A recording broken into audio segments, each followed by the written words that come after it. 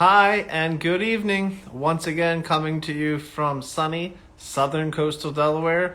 I am John Bandish, and I am the social media director for here at the American Artist Professional League. And it's Thursday, it's 5 o'clock. And if you've been tuning in so far this year, you know what time it is. Hi, guys. It is our Thursday 5 o'clock club. And we're coming to you tonight with John Salozzo. I see him waving, saying hello. He's going to be joining us in just a second here. And I see James. How's it going? Oh my God, we have Lisa. Karen's on. We're gonna have Karen next week. It's gonna be a lot of fun, and I can't wait. This is from a purely selfish perspective. I love just getting a chance to talk to everybody here. I think it's so much fun. On a personal level, on a professional level, I think this is it's great to be able to hear and help share your creative journey, and that's really the whole point of this. And there he is, the man of the hour. I don't even have to do a whole big long intro. It Hey, worked. how you doing? Good evening. How you doing, John? All right. Am I reading okay? Can you hear me? You so far so good. These interview series are meant to be fun, sort of in an informal setting. Plenty of people do more sophisticated podcasts. Honestly, we're all artists. So many of us are painters. There's some sculptors in our group as well. We just want to paint and work. That's really all it is, right? Pretty much, yeah. Well, Yeah. welcome. It's my pleasure to talk to you, and I'm glad that we were able to make this work. I know there was a bit of a snafu with scheduling, and I apologize again for that. For everybody that's out there, if you're interested in taking part, you can click the link right here in our bio, head to our website, aaplinc.org, and you can send an email, and I promise I will get back in touch with you. It's taken a little bit of time, but it happens. We're figuring this out. We're doing this all sort of on the Yeah. fly. But here we are. So why don't you give a little introduction to everybody out there listening, and tell us a little bit about yourself and who you are in your creative journey. All right. My name's John Salozzo, originally from New Jersey. Live in St. Louis currently. We've lived in Boston for about 20 some years, and then we lived in England for a few years. I'm retired now from what my main gig was for a while, which was director of marketing for a couple of public companies. But when I got out of school, I started at an apprenticeship. They had them back then at a place called Bachrach Photographers. You've probably never heard of them, but they photographed every president since Abraham Lincoln. And all the blue bloods, all the celebrities, Hollywood, you name it. And I had a 6-month apprenticeship where they moved me from department to department. And then I started working on some of the name brand ones. So I would do illustration behind the photographs. And we did the Supreme Court.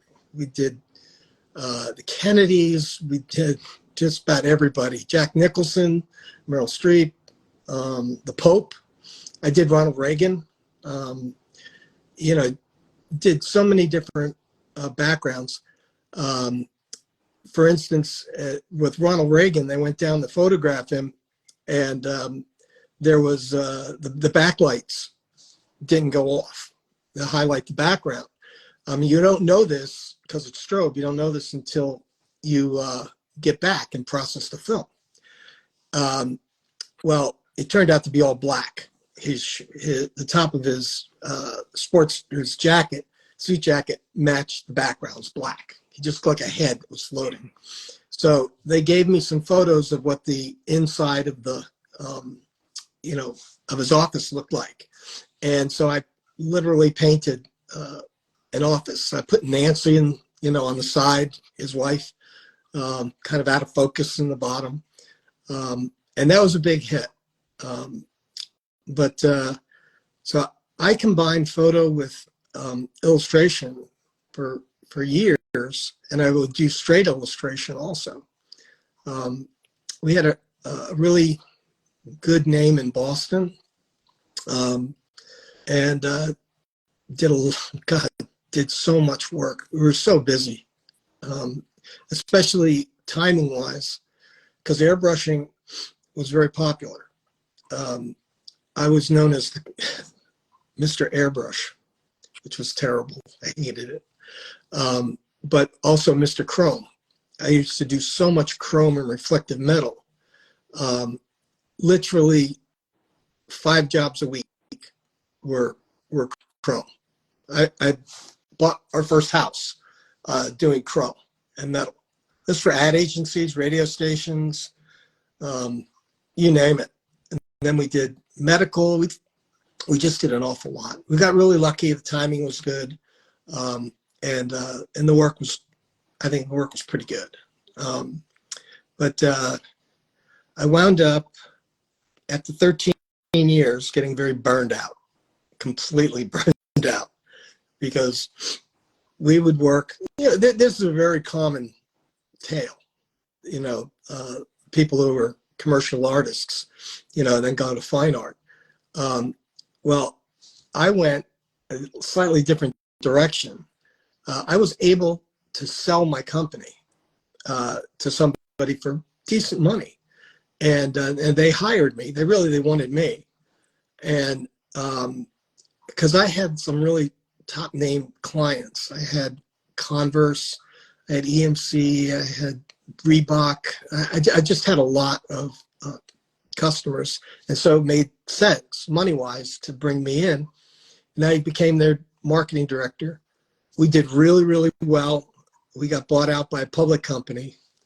The public company hired me as their marketing director, and we were international. And so part of my gig was doing analysis of, because I was pretty good with digital print and all, and that's what we did. It's in a vertical, and we consolidated in digital print industry. And so we were a mergers and acquisition company. And so I'd go from all over the world, looking for companies. So it's quite a difference. And we lived in England for a little over 2 years, and in London, and then in the suburbs of London. And then the dot-com bubble bust happened. We got stranded in England, and my wife grew up in St. Louis, and she wanted to go back home. So I wound up in St. Louis. I'd only been here to be married. And so we got back in the United States around 2001. And I started working as a director of marketing for Craftsman Industries. They built the Wienermobile and a lot of very high-end things. And I started painting just for fun now. Before it was a job. Now it was fun. And so I do work, and I was totally innocent and ignorant of what fine art was. Even in college at RISD, I needed to make a living. So fine art, I just couldn't do fine art. I had to do commercial art so I could support myself eventually. I didn't have a safety net. And so we got wound up doing work on my own. Then I went to one of the, it was about 10 years we were here. And I went to one of these Greater St. Louis art associations. It was a free meeting, so I went to go see what was there. I showed a little bit of my work. The Jim Irwin, who was opening up Clayton art exhibits, whatever, a gallery, he came up to me and he asked me if I wanted to be a resident artist, right from there. And I was like, I have a home. I don't even know what you're talking about. I mean, I got a nice house. I don't need a residence. So he explained what that meant. And then he said, you'll be able to do commissions. And I was like, but I pay commissions. I mean, I used to have reps on the East Coast and West Coast. I had them in New York and I had them in LA for the record company business. And he's like, no. No, commission is when somebody likes your work and they want you to do something, and you charge them. It's like, okay, that's called commissions, huh? So I didn't quite understand, but I wound up selling a lot of art, um, more than I would have ever thought. Nowhere near what we were getting commercially, nowhere near. Um, but we were also into the digital side very, very early. I beta tested Illustrator and Photoshop for Adobe when they were first going. Um, First Illustrator in '87, I believe, and then Photoshop in 90, 91, something like that, maybe 90. Um, and believe it or not, if you're younger, you don't know there were other competitors out there to Photoshop and Adobe, other than Freehand, which was an Aldous product.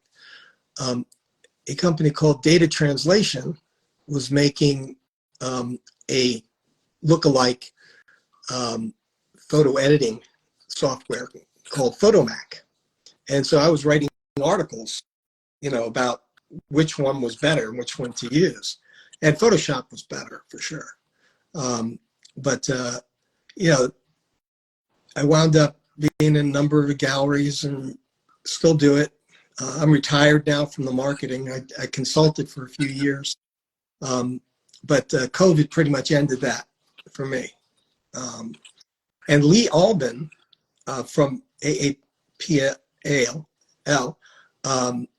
he, I met him at IGOR, which is the International Guild of Realists. I met him, and he kind of,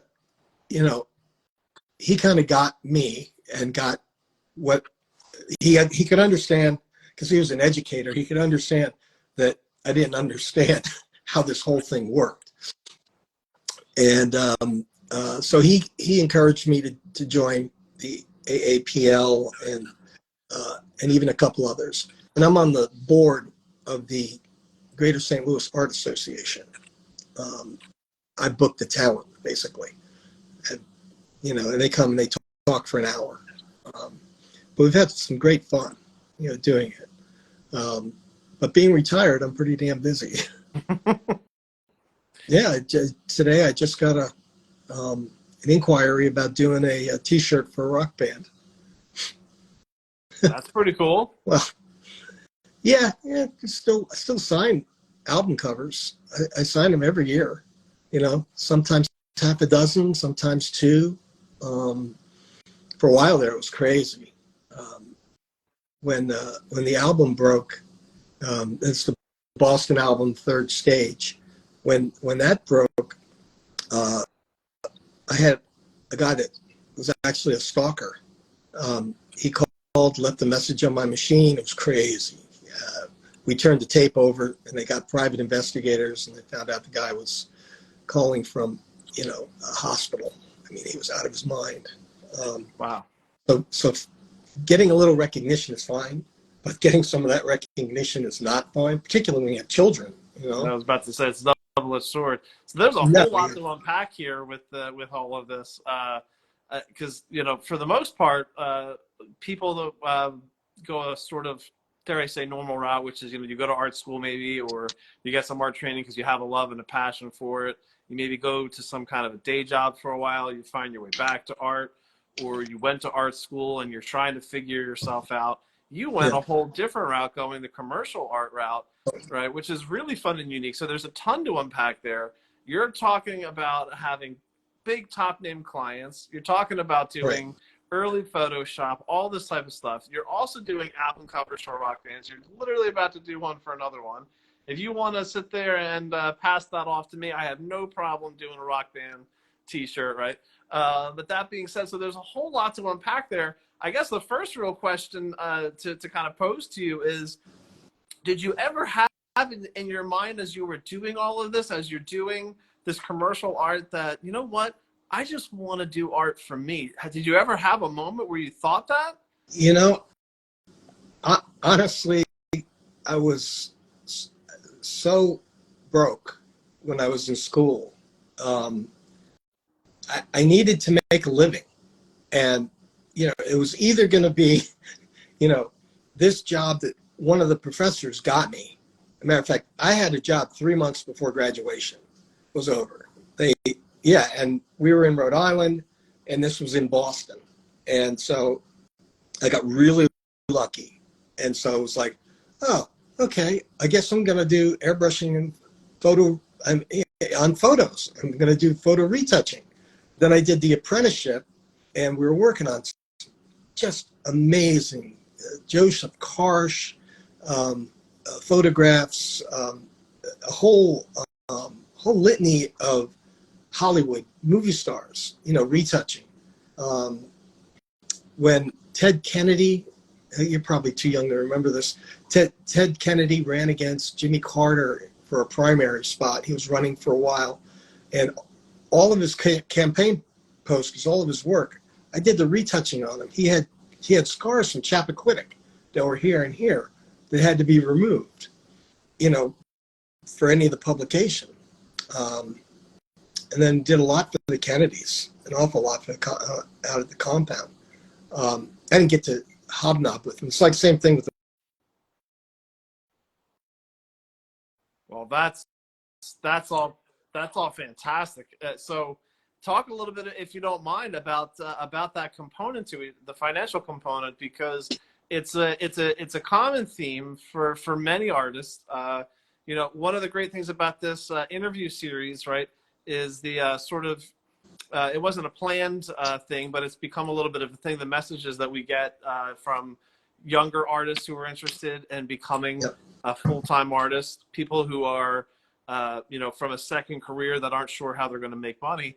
It's something that, everybody talks about, right? It's sort of the elephant in the room that's not quite an elephant in the room, right? But you really can make money off of your art, but it is something that stresses out some people. So talk a little bit about how you came to marry that for yourself, as far as, did you find that doing commercial art and getting paid really well for it, you were very financially successful. Did that marry in your mind as a way to say, okay, I made it. This is great. You know, honestly, I wish I could say I was such a wise sage, but I didn't plan anything. I mean, I just reacted as stuff came to me and opportunities presented themselves. I get a phone call from my rep saying, hey, there's somebody that wants you to do something in Waltham for them. It's going to be in Rolling Stone magazine. I want you to design it and illustrate it. And it's like, okay, great. So go there. That winds up leading to doing an album cover for a major band. And after we made a good amount on that album. And they were terrific people to deal with. And there I was dealing with the band members. Most times you don't. You're dealing with, your management team, or you're dealing with the ad agency, or just someone else. It's very rarely is the artist talking directly to the band, at least the major bands. And again, we're talking about the 1980s and early 1990s, not currently. The internet hadn't affected it at all. But the one thing that with a business background that I came to realize, fine art is probably one of the worst business models on the face of the earth. I mean, it's a horrible business model. I'm going to do what I like with no direction, and I'm going to ask you to pay a lot of money for it, and I'm going to give my gallery 50% of what of the take, and I'm going to do the marketing on it. And I don't know, I don't like giving advice to young people, because honest to God, both of my daughters, they're in the medical field. I don't know. I just don't know. I know some people make it. Some people really make it really well. And some of the work that I've seen on the website, Very, very, very good. You know, top notch. Um, and your work, where do you sell your work? Me personally, Yeah. so I'm in 5 different galleries, and I also do the outdoor art show scene. I'll be in Florida for 4 shows this coming winter. I'm actually working on something behind me right now that Huh. we'll see if it makes it down to Miami or not. But you know, I that's one thing that for the students that I have and the people that are studying with me, saying, you've got to get yourself in front of as many eyes as you can, right? With as many people that are out Yeah. there. One of the great things is social media, right? I know it gets a bad rap, and I understand, and I can't argue against some of the points that people make. But I will say, as a free marketing tool, something you don't have to pay to use, True. and there's what, something like 6 billion users that are on Instagram or Facebook, right? Mhm. You can't not use that as a tool, right?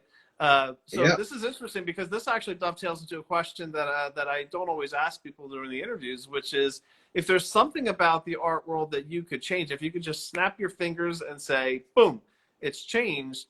Do you have something that you could point towards? Because you just mentioned that as a business model, go to a gallery. Hey, you take 50%. I'm going to hope that you, with my fingers crossed, that you do all the work, or I have to do marketing too, and you're still going to take 50% from me, and hope that hope for the best, right? Hope doesn't pay bills. So I'll pose that question: is there something that, if you could snap your fingers and just change, is there something? Well, first of all, um, I also don't look back that much. So, um, even with AI, coming into the picture, um, I remember when Photoshop and all the software tools came into the picture, there was this big outcry from, every artist on, it was like, this is terrible, it's going to ruin art. And the one thing, I don't know what I would change, because I didn't plan my career very, very well. I'm telling you the truth. Um, it kind of came to me. I'm lucky. I was in the right spot. Now, I don't do outdoor shows or indoor shows. Um, Largely, I don't have anything against them. I think they're great. I love going to them. I'm pretty friggin' lazy. It's a lot of work doing that. I'm 67, and it's a lot of energy to expand and go. And I've been asked to teach, I can't tell you how many times. I mean, I taught at New England, yeah, New England Art and Design. I just taught advanced airbrushing, and I taught it. It was a 3-hour class twice a week or something like that. And one of the guys in there wound up being a good friend of mine. We wound up becoming friends, and we worked on game boxes for Parker Brothers and Howard Johnson's, and oh my gosh, we did a lot together. And he was doing I think he did um, Clifford the dog for about 20 years. Wow. Talented, really talented cartoonist and just artist, all around artist. Um, but the teaching thing, I don't have patience. I sound like laid back, really easy going. I don't have the patience for teaching. I bless you that you do, till you can bring some people along. But airbrushing, you know, and that's primarily my stuff is airbrushed. Um, it's pretty solitary. Um, and if you have a class, most of the time in that class, you're fixing airbrushes. People are putting the wrong paint in, my airbrush won't work. They bring a crappy airbrush with them, or if you supply them, there's some great schools to teach airbrush. And, I'd suggest they go there and really learn, learn from the right people. And your classes, are they drawing, or are they illustration for fine art painting? Well, I personally tailor to the student, so I don't bring on anybody that sends me a message. No, I don't normally turn people away right off the bat. We have a conversation about what are your Sure. goals, what can I do to help you, because I work in a kind of a hybrided way to describe it is if you took some high Renaissance mixed high Renaissance Italian, mix that with a little bit of Russian and Flemish, and then somehow you get me. Oh, With a sprinkling of some other techniques that are spurs. So I don't always take on just anybody on a personal side, right? But I think that gets to an interesting question to pose back to you. I'm going to take the football, so to speak, and throw it back to you here and say that do you think that that there's ever been an issue in your mind with marrying, whether it was a technique or just in general realism-oriented art, whether it's fine art, commercial art, but some of these types of learnings that you have, I'll yeah. just pose the question by having a little bit of a, I can't think of the word, but just a little bit of an experiential thing for me on my end, where I've had people come up to me, whether it was at a show, at a gallery opening. I've had it a couple of different times where they say, how did you do that? Yeah. Especially now with technology, people just think that a computer can do anything, and they can. I'm not saying that that's not the Yep. case, but when they see what the human hand can do, right, it's almost like a magic trick. It's an illusion in some Very ways well to them, where they said. have to Yep. can't wrap their brain around it. So for you, have you found that there's a bit of a want to sort of disseminate that information, Well, even if you don't want to be a teacher? yeah. No. When I do exhibits, and I've had a few solo shows recently, and you wind up getting a lot, and even at the galleries, um, at the open nights, you get a lot of exactly the same questions over and over. Like, did you paint over a photograph? Is that a photograph? How did you do that? Did you just copy the photograph? And you know, I answer them.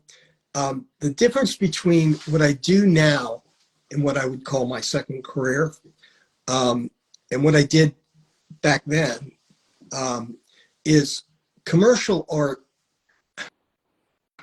I was basically working for them.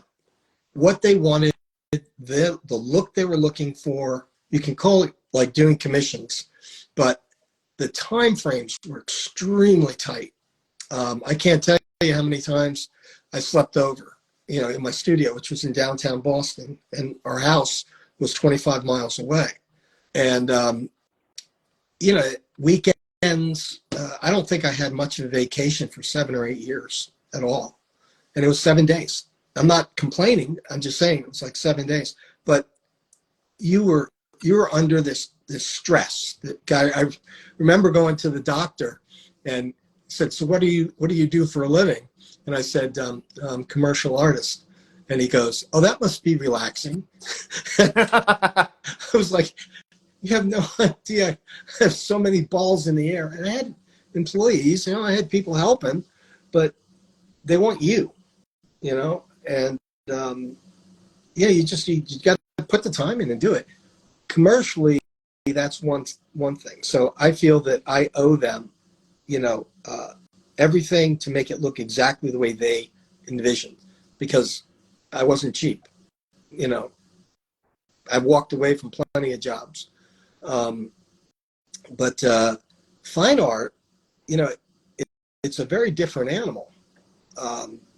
There's, I guess, it's broken into maybe 2 main sections. There's decorative art, and then there's investment grade art. And mine's not at investment grade yet because I don't have the contacts, and that's where you want to be if you're a fine artist. From a business standpoint, sure. Now, let me ask an interesting question that kind of pertains more to the creative side of being a commercial artist, and then the fine artist side, and it really pertains to I think your thinking, right, about what it is that you're doing. Now, you just mentioned that when a client had a job and you accept the job, your intention was to take what that client wanted, right? So you can make an argument that as far as a creative process, it's relatively simple. This Right. is what they want. Here's Exactly. my objective. It's almost in a military sense, right? Here's my objective, and I have to achieve I my objective, and that's just I that. I But when it comes go to with, fine art, go with that. the objective is your determination. And then when you start making your own decisions, it becomes a bit of a quagmire at times. It's almost like quicksand. You get from one to the next, to the next, to the next. Did you find that to be a challenge for yourself? I The answer to that is yes, because as much as I was Justified complaining about working so many hours, I knew what I was doing. I knew what the end result was supposed to look like, because these are done by committee. They're not, they're illustrations that are going to be appearing in, Sports Illustrated or Red Book or, one of them, a big magazine. And so you have editors, you have, different people, the art director, sometimes the creative director, that whole schmeal. And so you basically are like a puppet, okay, I'm like a finished carpenter. You like my idea, that's great. You like my comp, now we start changing stuff, that they want. Can you make it a little taller, a little wider? All fine. On the fine art side, I pretty much I paint what I want, what I find visually interesting, and I don't go for hyper realism. I call it elegant realism. It's I try and make it look very pleasant and nice and reflect what's there, but I try and add some elegance if I can to it. So somebody's willing to put that on their wall, and they're going to have it on their wall as they go through their periods of life, because it's going to be of interest. So I have done series. I do a St. Louis icon series, and I do a music series. So I've done quite a bit of those. I have landscape series and other things, but I just I paint what feels right, and as if I were doing this for a living, and understand that I do not make a living doing fine art. I just, I wish I could, but I don't. Not yet. And I applaud those people that do. I really do. But I paint what I like, and people seem to like it.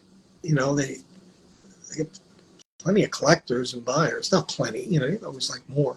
But I like the work to be seen. And with like Instagram and Facebook, and email blasts and all of that, it's easier to get the work out, to show people what you did. Where commercially, you didn't show people what you did, because honestly, it wasn't your work. It was for somebody else. And Well, then you also get into the realm of, what do you get to say? Like, you have something as a portfolio, but publicly speaking, I'm sure you have to be careful from a liability standpoint. very What legally are you allowed to say this was mine, right? When right. the image itself retains an ownership of somebody else. I So would, I have a yeah. question now that's a bit of a unique one, at least for you here, because you're talking about painting what you like. And this isn't something that I asked really anybody. This is kind of like a brand new question. You're just sort of popping this off on me, and it's just kind of a eureka moment here. There's a certain marrying of trusting your instincts, right? You can't fake creativity, right? Now you can be creative and do something for somebody else, but you can argue that it's not necessarily creative in the broad sense of the term.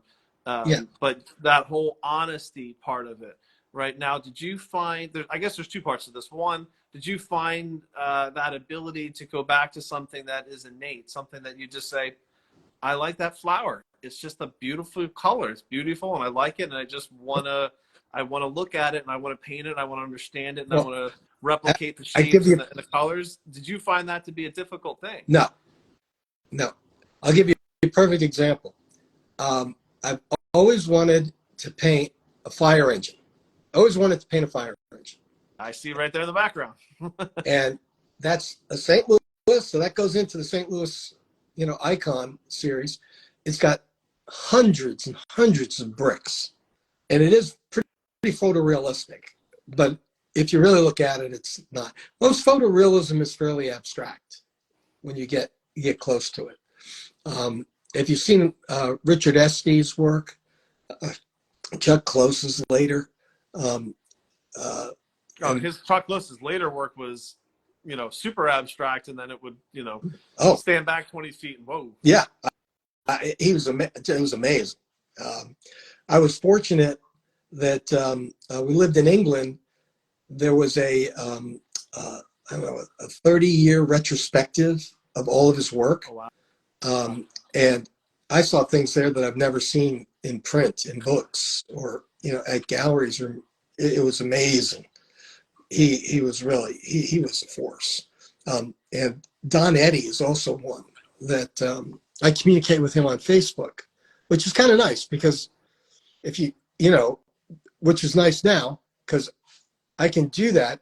If internet wasn't here and I went down to New York and knocked on his door, he probably wouldn't open it, just to say hi. But he does his work. If you've ever seen his work, he works with an airbrush, but he only uses 3 colors, and he just creates little circles. And this is the most detailed type of work that you've ever seen. Cherry blossoms. I mean, the most detailed kind of work. He's insane. He goes line by line, and he basically manufactures the image. Yeah, and he's been doing that for a really long time. And I really I admire him. He also, I mean, he's probably in his late 70s.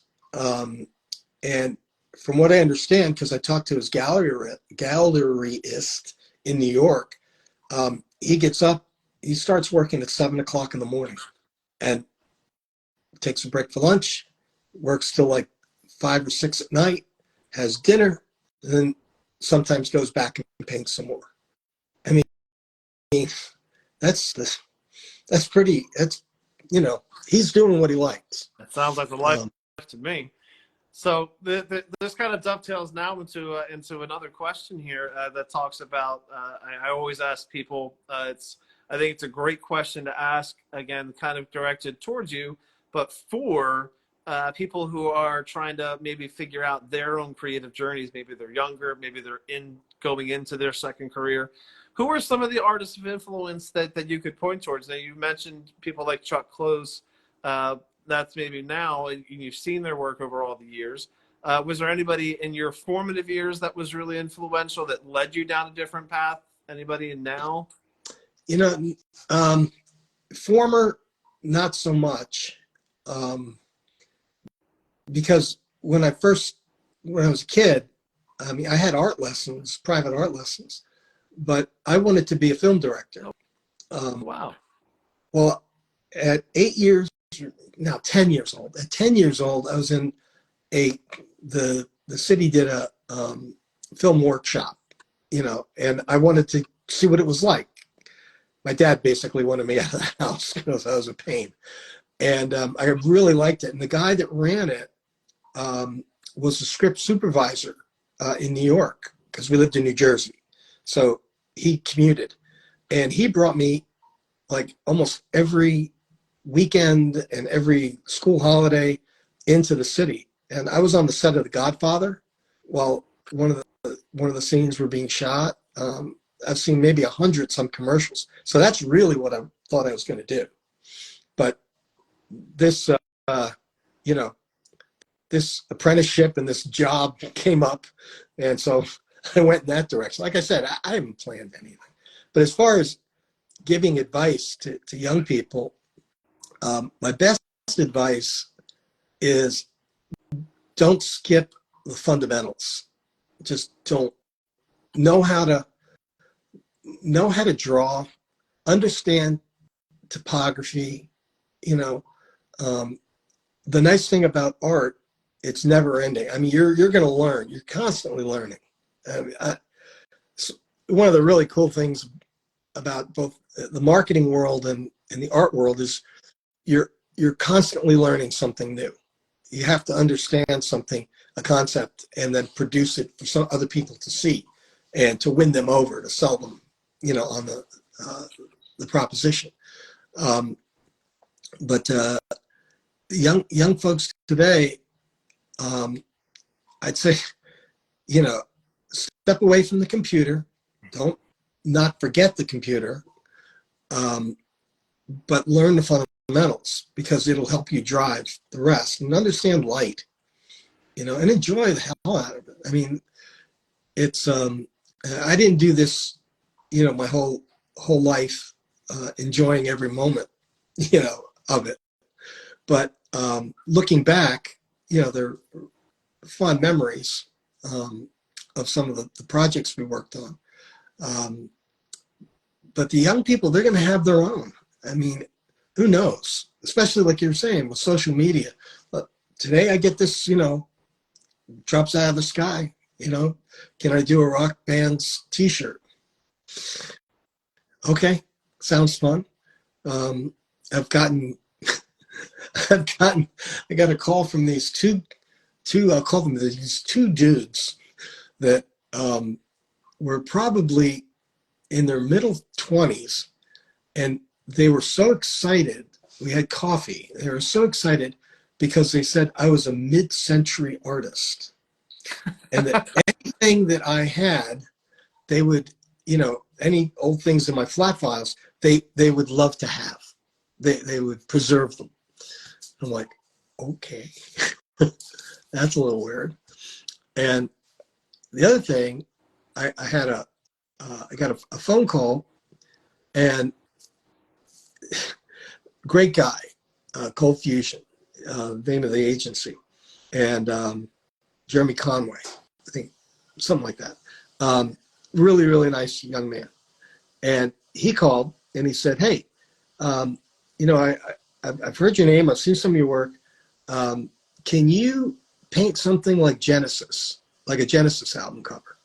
And I was like, sure, that's in my wheelhouse. Yeah. And so we talked about it, what it was going to be. It was going to be a poster. It was going to be a whole bunch of other stuff. And at the end of it, I said to him, it's just a question. Why don't you just go to the guy who did the Genesis artwork? Go, you know, inquire for him. I mean, was he too expensive? And he goes, oh, no, he's dead. So I'm like, I'm next up. Okay. I guess I'll take it. But yeah, where do you get that? You know, it's word of mouth. Well, and you know what? That word of mouth in 2024 now is still, you can't beat word of mouth. It's still great. So we're kind of coming up towards the end of the time here, but I want to ask you one other question. I like asking this question to everybody. It's a ton of fun.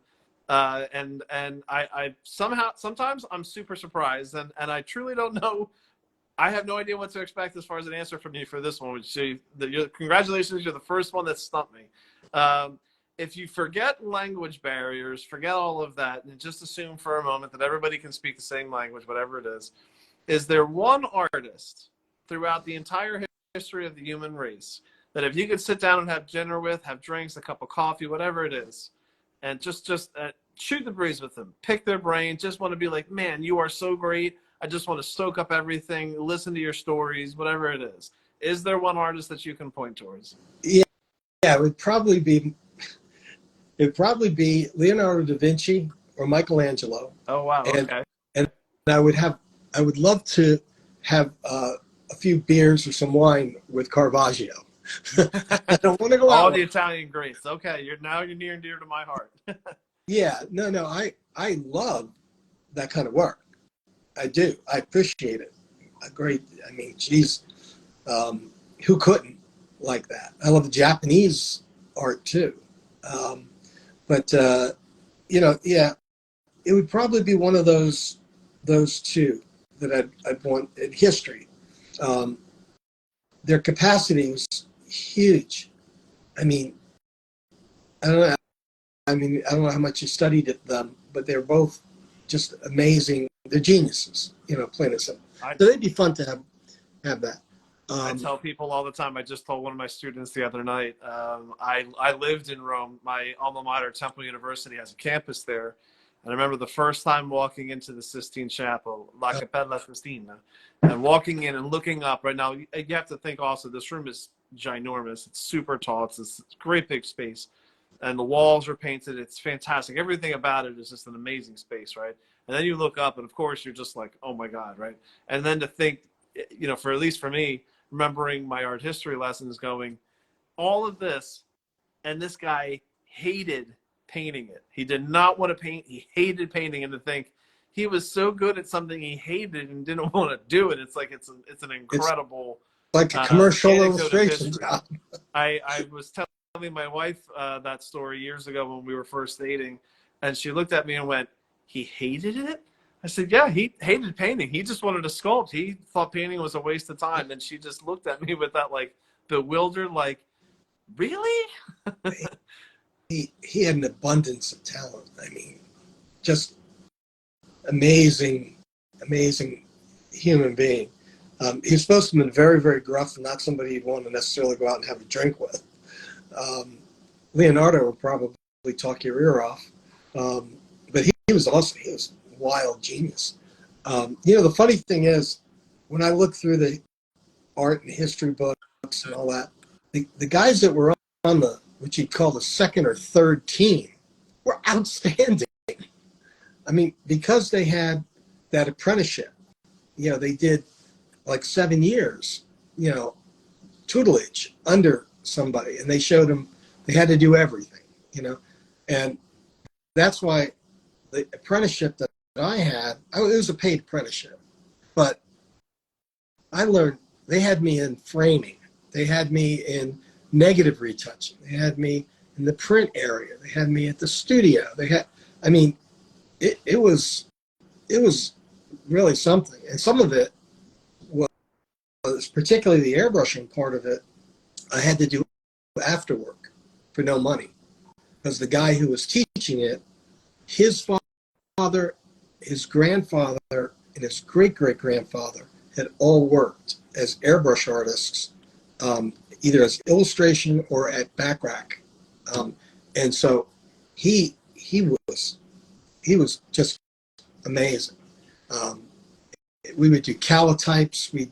He knew everything. He was an amazing guy and didn't talk very much. He was kind of silent and he was tough. The only way you knew he was liked what you did is he would flick ashes at you from a cigarette. He smoked like a chimney. And if he liked what you did, he'd flick a couple ashes at you. He'd go, So what do you think of this? He'd throw ashes at you. But I learned a lot. And it's when you get those lessons, if I got him now, I would think he was being abusive. But back then, I needed the job, Well, I try to keep these interviews to about 30 to 45 minutes or so, and we're pretty much coming up right around to Okay. that. So at the end here, I always like to give kind of the last little bit here for you. Talk a little bit here about where people can see your work. Do you have any shows coming up? Where can they see your work? You have a website. Tell everybody where they can see more of your art at. Well, you can find my website at johnsalozzoart.com. Just one word, johnsalozzoart.com. On Facebook, everything's at J. Salozzo Art. Everything's John J. Salozzo Art. So you can certainly find it. You can just Google my name and it comes up, largely for the Boston album. But it also maybe some for the Rolling Stones and some for some of the other bands, Cars we did work for, and Aerosmith and some of the other Boston bands. One of You know, my favorite personal bands, by the way. Just want to interject which one? that. Aerosmith has been the most influential band for me. As a young 16-year-old that was playing guitar that wanted to be like Joe Perry. Oh yeah, That was me. yeah. They actually rehearsed. They had rehearsal in the building behind ours, Oh, and uh, the Dead Kennedys played there, and a lot of the another band. great punk rock band. Yeah, a lot of punk rock bands. And I remember going to a party there, and the guys from Aerosmith was there, and Steven Tyler was all coked up. I mean, he was being such an ass. So somebody went over to, you know, brought me over to introduce, like you would, because I mean, they don't know who I am. And he was an ass. But Joe Perry was nice. He was, people come up to you, at a show. It sometimes it's a little unsettling. Um, and my wife and I had this. Some guy, we were having dinner outside at a barbecue place, and some guy knew I had done the album cover. Either as owner or co-owner of this barbecue place, and we're out there, and there's a crowd, around. He pipes up and says, "This guy did the Boston album cover. He's a famous artist." And I we're just eating our sandwiches, pulled pork sandwiches, and you have all of these people around you staring at you. Some people pulling their phones out. The most uncomfortable thing in the world. I mean, who wants that? Well, I'm sure there's some people out there, but not me personally. Ooh, So, very, but very. again, it's been my pleasure talking with you tonight. I could sit here for hours and listen to some of these other stories that you have. Could pick your brain about all the different rock bands that you've done stuff for. You're talking about Aerosmith. I'm like a little kid over here on the edge of the seat going, "Oh, this is so cool." But I try to keep these kind of like in the short realm because people's attention spans, as we've learned, are like goldfish these days. No problem. But I'd Yeah. like to say that I'd like to come back and we're putting together, we're in the early stages of planning a longer form interview podcast that would be on our YouTube page that we're starting. So I'm going to personally invite you now to come back and we can have a longer conversation about something like that. I don't know how that's going to work. We're in the very early stages of that. I'm not even trying to announce it per se, but we're toying around with how we're going to try to do that. But I'd like to invite you back for that because 30 to 45 minutes is not long enough to hear everything that you've done. Thank you. It's been an interesting spin. Well, I'm very appreciative of that. And again, for everybody out there that's been listening, thank you again. I see all the messages, people waving, saying hi. We love having you guys come on here. How many people are actually watching this live? If you're tuning into this later on, this has been fantastic as far as insights into the life of of both a creative fine artist and also a commercial artist, right? And there's a lot to unpack that, and that's something we could have a lot more conversations later. Oh, so. No, absolutely. And how many people watch this live? I mean, you get normally. We're somewhere between 50 to 100 people tune in live as they go, and then there's around 200 to 250 or so that come in and look at it later on. Yeah. And, so there's a bunch of people that this reaches, which is really nice. It's from a personal standpoint. When I made the suggestion to do this when I first started on the board, it was to introduce the board of directors, and that's all I was going to do. I wasn't going to do it every Thursday, and very happily proven that this was way more interesting for people that happen to be sort of proven wrong, if you will, almost. And it's the one thing with artists that some want to share, some don't want to share, which is fine. We run the gamut, but very rarely do you have the beret, crazy person, and so it's good to get that stereotype, away, because you got some, I've seen the work on the website, from the association. It's very, very talented people. on there. They could have made it for sure. The show in New York that we just had, our G&E, the Grand National Exhibition this past November, was one of the most amazing shows that I got to see. I felt I was honored to be a part of it and thought, oh my God, the quality of work there was just unmatched. It was really one of the best shows that I've ever seen. And I'm in my 40s now, and I can say that, I've been to Boston. I've been to the Museum of Fine Arts there. Yeah. It's a great art city. I've seen a lot of great shows over all the different years, and that show was just top. Well, when my wife retires in the end of this year, we'll probably exhibit more, with AAPL. It's just sending it out and getting it back, it's an expense because my pieces tend to be quite large. And they're only there for a month, but Lee Albin raves about AAPL. I don't know if you know who And he is. it's worth it for people out there that aren't yet members. Head to our website. You can click the link right here in the bio on our Instagram page, and you can sign up and join today and be a part of an organization that has some of the best, not just in the country, although we are American-based, in the world. There are people that are a part of, like you talked about, Igor, OPA, the best of the best are in this organization and organizations like this. So, John, thank you very much for logging on with us tonight. It's been my pleasure. We're going to save some of that for the longer form because I want to unpack so much more with you on that. There's more for sure. Thank you again very Yes. much for taking your time tonight. And everybody, we will see you next Thursday. We're going to be talking with, if I've got my dates right, with Lisa, who is another Delmarva painter, which is going to be a lot of fun. We'll see you next Thursday, everybody. Okay. Bye-bye. Take care. Bye-bye. Bye.